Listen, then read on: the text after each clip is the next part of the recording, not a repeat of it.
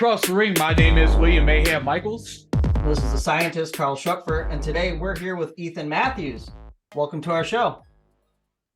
Hi. Hey, Ethan, we're doing good, man. Before we get started, do you want to tell the people that may not know who you are a little bit about yourself? So I'm the marvelous Ethan Matthews. I'm from Green Bay, Wisconsin, born and raised. Good chance I'll never leave. We'll see. I've been wrestling for a good handful of years. I think I debuted in 2017. Largely Wisconsin based. I do a lot of my wrestles in the Milwaukee land area and beyond. Awesome.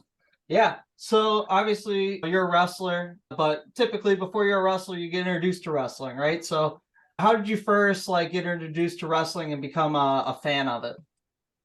So wrestling was always a thing in my household.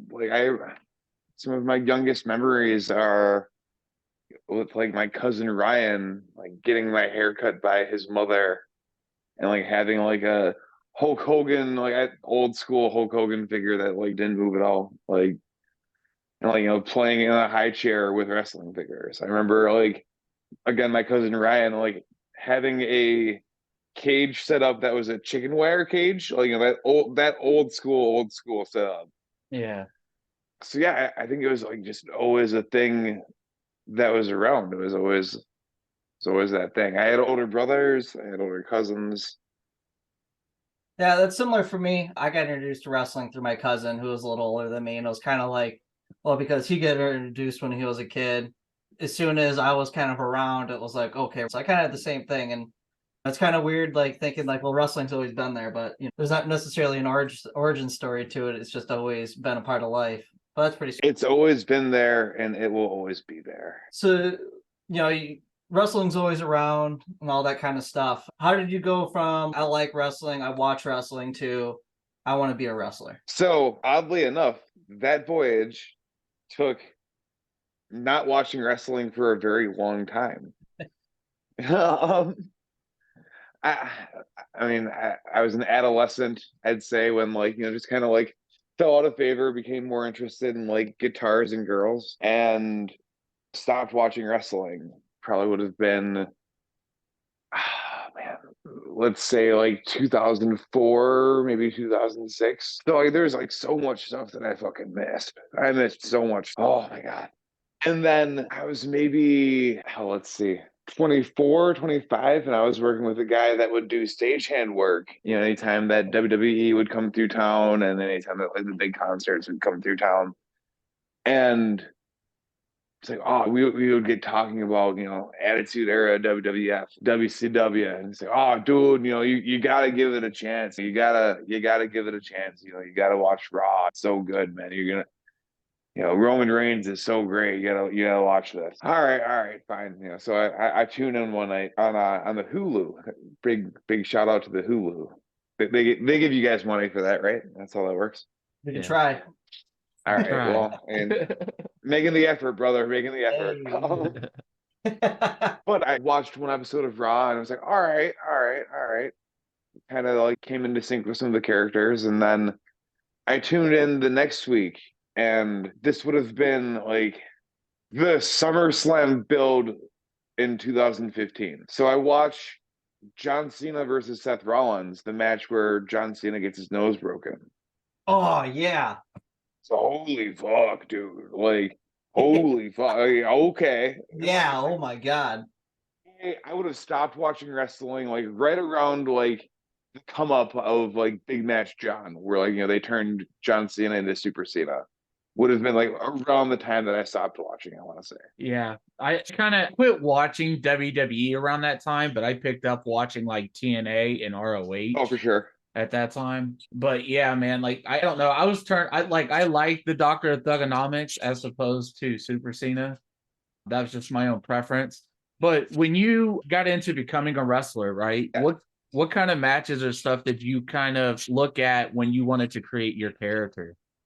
Oh man, so really into my career, I was already maybe a year or so in. was when I like discovered Joey Janela and like really, really like Joey Janela. But as far as like, like actual people that like, I looked up to and, wanted to like, be like, you have the obvious like Shawn Michaels type characters, you have the Chris Jerichos. It was one of those weird things too. Like I saw guys like AJ Styles and I saw guys like Seth Rollins and I saw guys like Bryan Danielson that like were dudes that were like my size and just tearing shit up. Mhm. I don't know about half these flips and shit, but like, a lot of this, man, like Yeah, that makes a lot of sense. So a lot of your stuff is pretty hard hitting. You do a lot of unique moves and stuff like that. So some of the people you're talking about, it makes a lot of sense that you would get inspiration for that, especially like a Danielson or something like that, where you do moves that I don't necessarily see other people do. So it makes sense that creativity comes from idols like that. and I guess as far as like what I actually like do as far as a move set these days, big Tajiri guy. I love The only person you'll see on a local wrestling card implement different varieties of tarantula in an evening. I'm a big fan of that. I really like that you do that because it is nobody else seems to do that. Yeah, I've seen no one else do them, and I basically like took an Effie spot actually that I saw on Wrestling with Unicorns. Nice little shout out to the boys. And fucking was a reverse. It was the reverse inverted tarantula, and it's like, oh man, like that's neat. I like that. And then somehow my entire moveset just evolved around that. So thanks, Effie, I guess. Yeah, that's awesome. Jerry. Yeah. So I guess look, we got an idea of your move set and some of the inspirations you got from as you're kind of building up yourself early on. But where did you get trained and how was that experience for you? I was trained at the ACW Wrestling Academy in Oshkosh, Wisconsin by Nick Colucci and Swoggle. Okay, yeah. I think we've had someone on here in the past that was from there. Brooke Tanner, she came out of there as well. Oh, she sure did, pal. Yeah. So, that's awesome. Another alumni of the school. Yeah. For you, like, what was the most surprising thing about wrestling school? How much everything hurt. Man, I guess I was fortunate, in it that like I didn't expect much. I shouldn't say that I didn't expect much, but like I had a large understanding of like what paying dues was going to look like. I understood like that sort of a mentality about things. How I don't know. I guess the biggest surprise was probably within training was like how much it fucking hurts to run ropes. Like when you've never done it before and you're learning how to do it, running the ropes hurts so much. I not too long ago I just learned how to run the ropes and Jesus Christ. When you've Like right when here. you've never done it. Yeah, just terrible. So much AJ sensation for that experience. But yeah, that and trying to figure out the stepping, dude. Like I guess people don't understand. Like, there's a whole cadence to that. It's not just like Oh, absolutely, you're yeah. running and hit the ropes, and As far as your timing and things like that are Yeah. concerned, I actually had wrestled in a 20-foot ring last month. Is that technically last month or was that this month? Technically the start of this month as of today's recording for We Love Wrestling up in Pembine, Wisconsin. And that was a hell of an experience because, like, adjusting the steppage to be able to hit those ropes correctly and stuff. Completely inversely, Now That's Wrestling typically runs out of a 12-foot ring. And so you have to adjust completely to a different cadence at that point. Like, what do you do with the 12-foot ring? Is it like step, turn, like? Yeah, like kind of though. Yeah, like kind of. I don't know. I'll tell you what, like I was extremely skeptical about wrestling in a 12-foot wrestling ring the first time that I worked for Now That's Wrestling. But I absolutely love it. I really, really love it. It's a blast to wrestle, and I get that some people have concerns with being able to bump and being able to do all of their things. I don't know. I like to do some things, and I like to take some bumps, and I definitely feel like I can do everything that I want to, and maybe even more in that ring. Because I can go coast to coast in that fucker. You know what I mean? Like, yeah. I'd say Swoggle could probably do coast to coast in that thing. Yeah. He's like, yeah, maybe. Yeah, I mean, but yeah, I don't think I've ever had the chance to see a 12-foot ring. I mostly out here is 16 and 18 footers, and occasionally absolutely you'll get the 20 footers. But yeah, I couldn't imagine seeing that. So that's, certainly something that's pretty interesting to like surprise you about training, and things that you had to learn along the way, and even adjusting now, right? Like you're still learning, right? Your first time in a 20-foot ring, you had to adjust. You're constantly learning, constantly developing, right? I So was, like, go ahead. no, go ahead. I was taught very, very early on that if you're not learning, you should just fucking quit.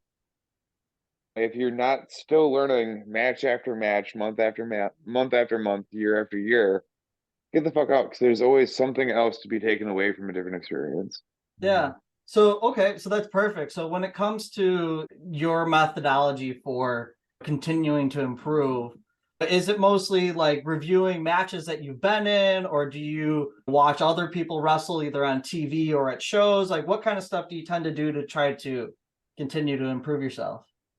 I guess it's a lot of all of that, and then like trying to hone in the things that like that you're good at and that work, and then just staying healthy, staying consistent, trying to exercise, trying to maybe not even necessarily eat right, but eat enough, and just like doing everything that I can to stay mentally and physically as close to 100% as possible.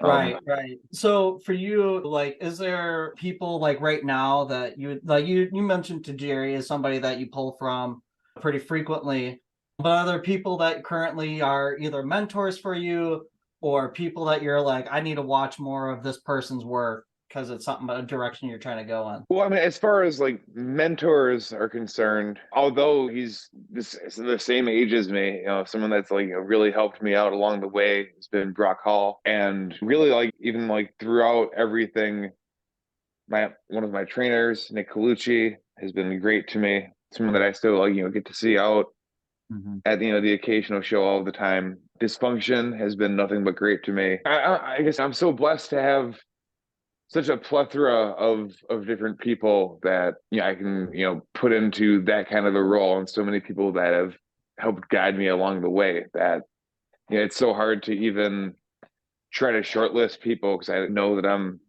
leaving out so many people that I should really acknowledge. I mean, Yeah, absolutely. It's always hard, right? You want, it's kind of like an award ceremony. You want to thank everybody, but it's hard to remember everybody on the spot for sure. Speaking of some of that, so you mentioned that you kind of got your start around 2017. That was about when I started watching like local wrestling, and I kind of remember sure. seeing you wrestling at ICW around that time.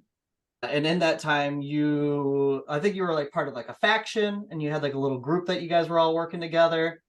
So for you, I know that you've worked both in factions and by yourself, pretty frequently, both in ICW and elsewhere. For you, do you prefer doing stuff that's more of like just you, or do you like working tag teams, or do you like having that faction dynamic? That's such a tough one. I guess I love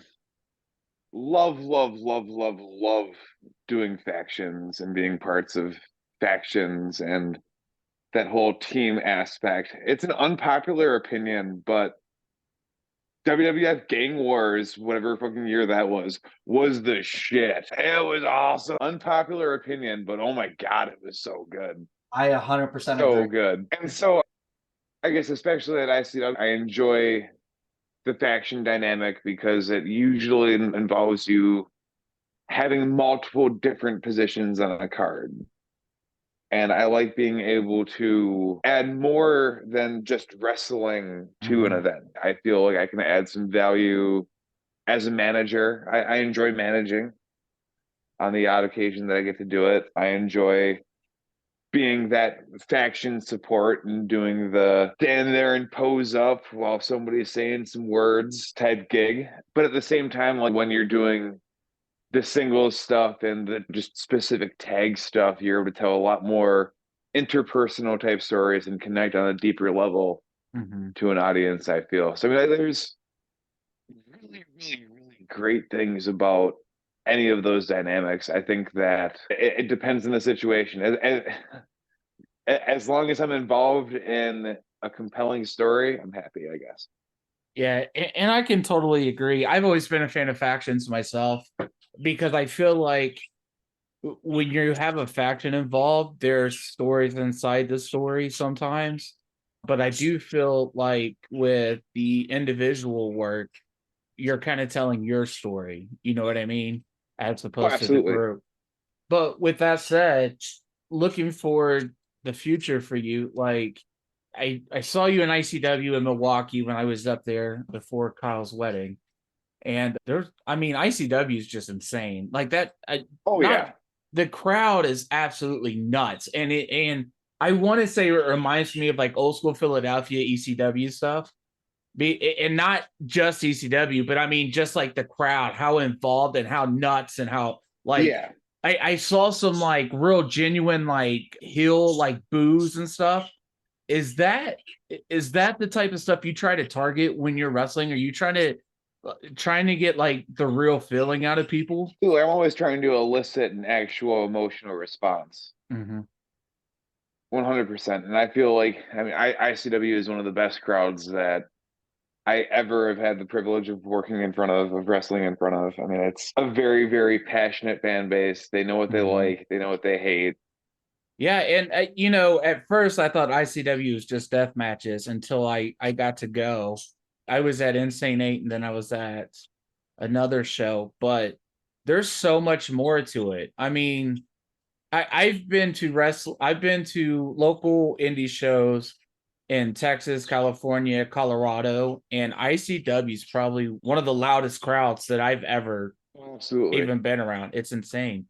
How does it make you feel to be a part of that? So years ago, I forget what year I made my ICW debut. It might have been 2019, maybe 2018. Yeah, I'd have to scroll the interwebs to actually find out the actual information. But it was at a time where, a lot of things had happened locally, and I really needed a place to call home.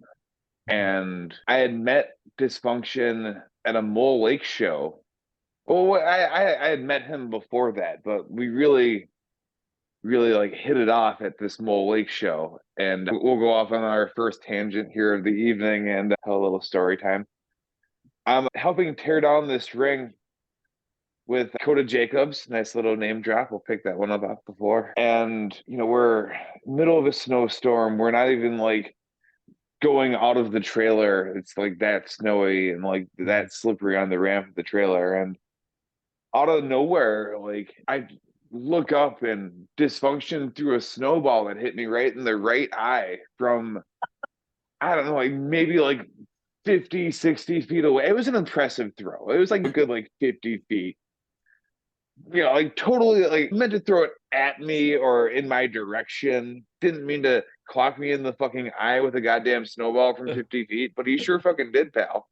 And somehow like, we got talking after that. I didn't freak out about it because when I was in the first grade, I accidentally like threw an ice ball at my best friend John Schuster and like nailed him in the face, and he was all fucking bloody and shit. And like we weren't friends for like 7 or 8 fucking years after that. And so like having gone through that, I didn't overreact. Feels like your and karma came your way. I guess, right? Or like I learned some kind of a fucking lesson over it. Yeah. Shortly thereafter, Dis and I became close friends, good friends, quick friends. And when I most needed somewhere to call home, Dysfunction opened the door to ICW to me and allowed me to have a beautiful, beautiful home in the land of the sky blue waters. Hell yeah. And that's awesome. Like I feel like Dysfunction's come up. Obviously he was on our show, but it's very often that people refer to him as somebody that's been very helpful to their careers. So I don't think anybody that's listened to our show before is shocked that he would extend his help to you as well. And that's awesome that you were able to have that kind of come up for you.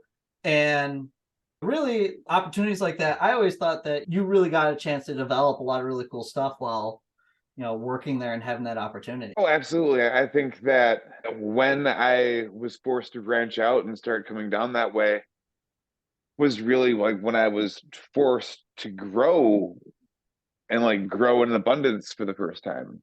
Mhm. Really had to step out of the comfort zone and really had to really kind of see what this shit's really all about, you know? Yeah, absolutely. So to kind of think about you as a wrestler and a character, we talked about getting to develop and you branched out your wings.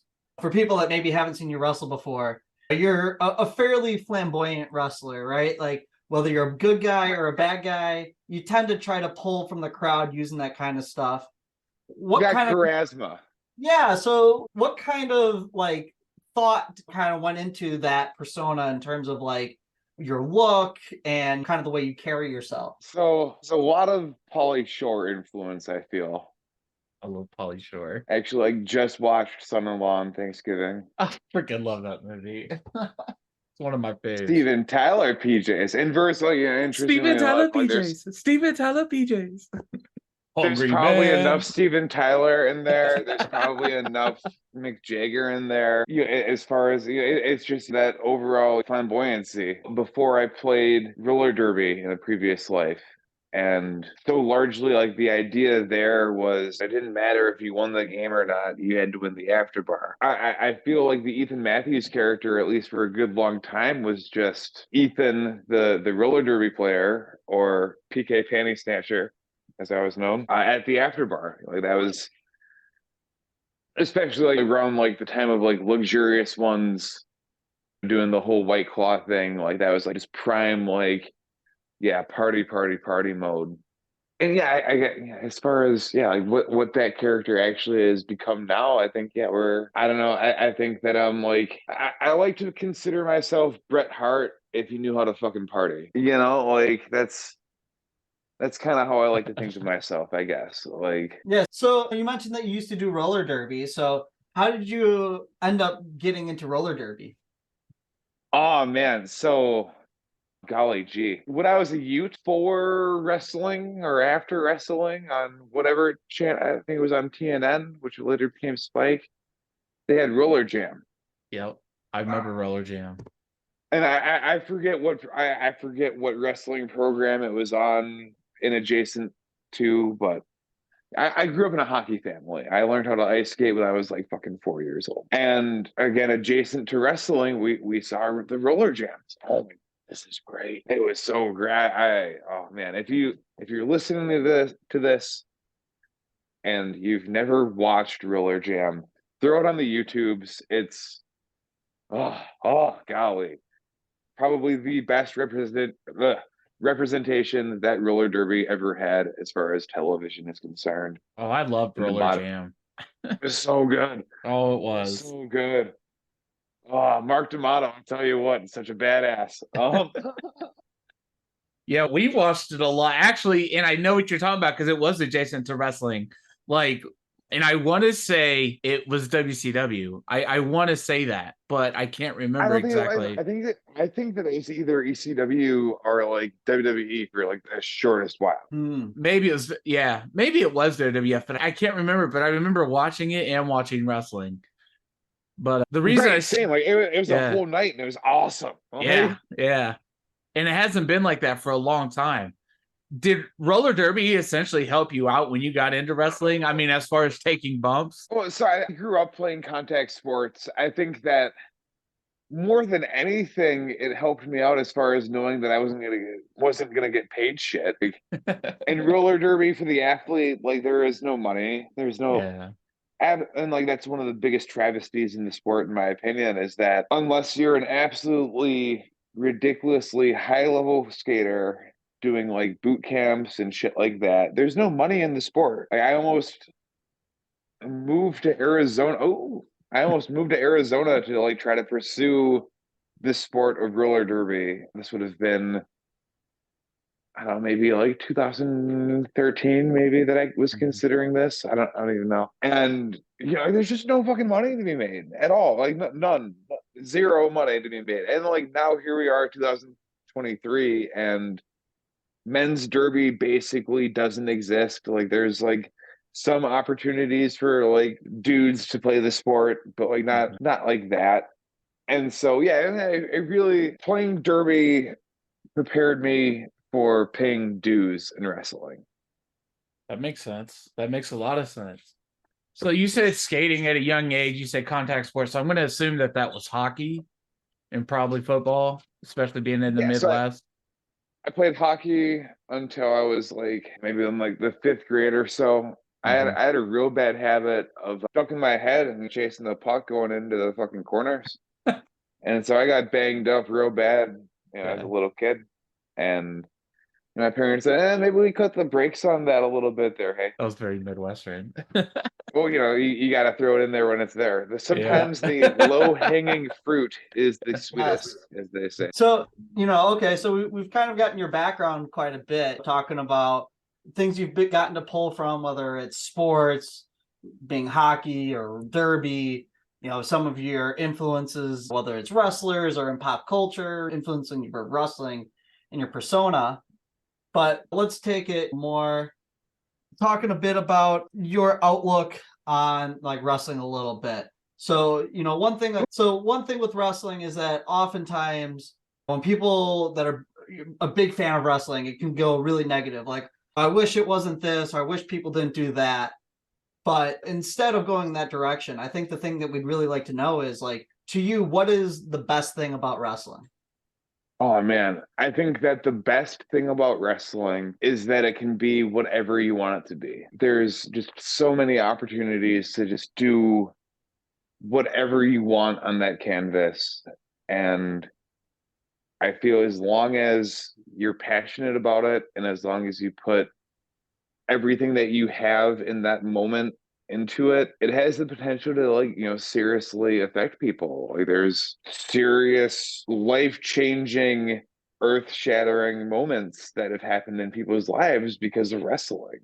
And again, you're able to create something in, be it 5, be it 20, be it 40 minutes, to just completely make people forget about what's going on in their lives, in the world. And I don't know, there's something really, really beautiful about that, I think, to be able to serve as a catalyst for other people's escapism as well as your own, obviously. But the escape of it is the best thing about wrestling, if you ask me.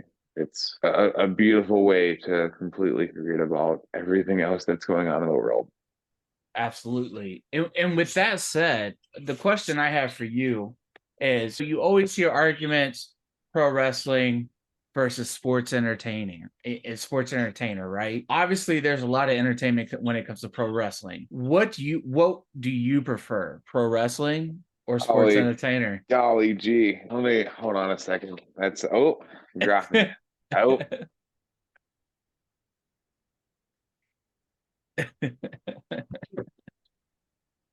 On that question. Oh man. I guess that I would consider myself more of a sports entertainer. I probably value more of the sports entertainment. Let me sink my teeth into a good story. Feats of athleticism are fantastic. Feats of athleticism, it's all great, right? And these spectacles of athleticism and athletic ability are great. I really like the British world of sport type style. And so I guess that makes me lean a little bit towards that sport type aspect. I like implementing the technical wrestling, which obviously is more of the sport of wrestling kind of an aspect. But at the same time, if I just wanted to watch two dudes fucking fighting over nothing, just two dudes fighting for the sake of fighting, I would be watching World Star? what's the World Star. World Star Stopping to eat at Waffle House after the bar. Street Thieves. I don't know, boxing, I guess. Yeah. I just wanted to be watching dudes fight for the sake of fighting. Give me Shakespeare. Give fucking Shakespeare, god damn it. Yeah. Professional wrestling, sports entertainment, whatever you want to consider, has that ability to be fucking Shakespeare. And it's a beautiful thing. Yeah, and I'm glad you brought that up. I can't remember who I was talking to, but the way they said it really, you know what? It might have been my professor. So my professor in college right now was in pro wrestling, and he was a manager for a while, and he did some wrestling and stuff like that. And he said, wrestling is a movie. Wrestling should be a movie, but there's no stunt double. You know what I'm saying? Yes. And I just, ever since he said that, that's kind of been stuck in my head. And I was like, you know what? That's exactly right. You got to have your beginning, your middle, your end, and you want to tell the best story you can across the whole show. So, yeah. Well, and you think about it, like there's so many great stories throughout, anyone's professional wrestling fandom. For me, I would love somehow to like just give me the cuts and pieces that I need of the entire Ministry of Darkness angle. Yes.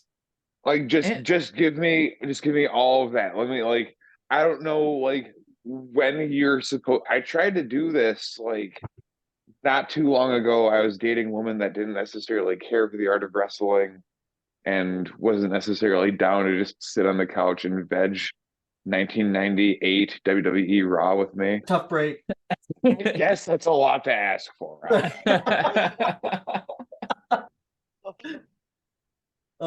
Yes. Yeah, but yeah, that makes a lot of sense. Stories are important and everything that goes with it. And I think you're right that everybody has their fond memories of specific storylines that was the thing that really sold them, right? Like, there's a match that sells you, but like, there's usually some storyline and some payoff where you're like, that was it. Well, and so then, just to cut you off here real quick, to fucking circle us back to where we were previously, back to the Cena Rollins angle. Next week, goddamn Seth Rollins comes out wearing the "Never Shuts Up, You Can't See Me" t-shirt after breaking John Cena's nose, and I fucking swear to God, hook, line, and sinker, brother. That was it. Like that was it. As far as my current day professional wrestling fandom, which turned into me becoming a professional wrestler. Hook, line, and sinker. John Cena, Seth Rollins, build up to SummerSlam 2015. 6 months later, I was figuring out where to get trained. Well, there you go. That's awesome. Well, that's pretty sick to kind of hear the origin story of, how you came to be a wrestler. And I think a lot of people listening to the shows are going to be like, wow, like I need to go see this guy wrestle at the next show. I'm going to go look him up and I'm going to go see this guy wrestle. But we also know wrestling fans. And for every fan that's like sold and ready to go have a good time, there's another guy with his arms crossed saying, show me more.